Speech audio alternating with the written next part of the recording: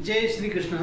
आज हम आप लोगों को बता रहे हैं कि जो क्वेश्चन 2025 के एनएमएस की परीक्षा में आया है, इस प्रकार का जो क्वेश्चन आएगा उसमें एक ही क्वेश्चन में 5 सवाल आएंगे। यदि होंगे तो पांचों सही होंगे, नहीं पांचों गलत होंगे। तो बहुत ही ध्यान से करना है। इस क्वेश्चन में कुछ भी नहीं है। देखिए क्या है क्वेश्चन, इस प्रकार से है।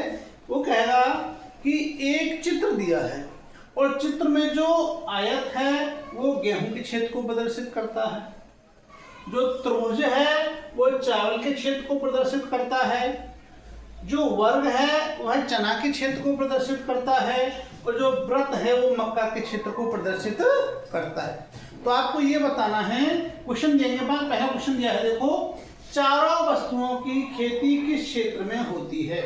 और हमें क्या देखना है, वो क्षेत्र देखना है जहाँ की चारों क्षेत्र आ रहे हो। अब देखिएगा ये है आपका, ये जहाँ पर कि आयत भी पहुँच रहा हो और आपका वर्ग भी पहुँच रहा हो और त्रिभुज भी, और ये एरिया में। तो देखो ये यहाँ पर ये एरिया जो ऐसा है 7 अंक, यहाँ पर देखो ये त्रिभुज के बीच में भी आ रहा है। और यदि हम आयत की बात करें तो आयत के बीच में भी ये आ रहा है और वर्ग के बीच में भी ये आ रहा है और वृत्त के बीच में तो है।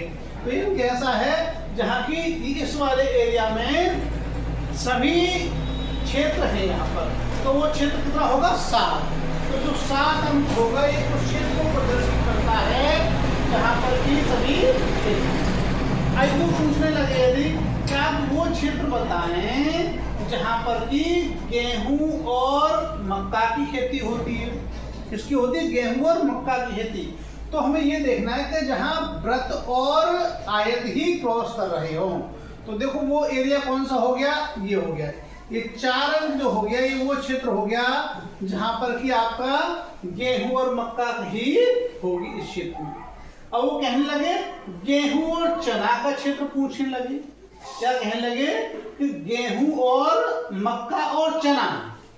तो हमें मक्का वाला क्षेत्र देखना है और चना वाला देखना है। तो मक्का और चना का क्षेत्र कौन सा हो जाएगा? देखो इसमें ये 10 अंक जो आ रहा है, ये 10 अंक कैसा है, इसमें ये किसके अंदर है, ये वर्ग के अंदर भी है और वृत्त के अंदर भी है।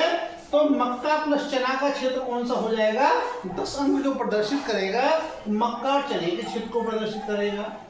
अब यदि गेहूं और चावल का क्षेत्र प्रदर्शित करे तो देखो ये 2 अंक जो है यहाँ पर, नहीं मक्का और चावल का क्षेत्र, ये 2 अंक जो प्रदर्शित करेगा मक्का और चावल के क्षेत्र को प्रदर्शित करेगा। अब देखो ये 6 अंक है, यहाँ पर 6 अंक पूछे, 6 अंक किसको प्रदर्शित करता है? तो देखो यहाँ पर हमारा आयत के अंदर है ये, तो गेहूं के क्षेत्र को प्रदर्शित करेगा। ये वृत्त के भी अंदर है तो मक्का के क्षेत्र को भी प्रदर्शित करेगा। ये वर्ग के अंदर है तो चना के क्षेत्र को भी प्रदर्शित करेगा।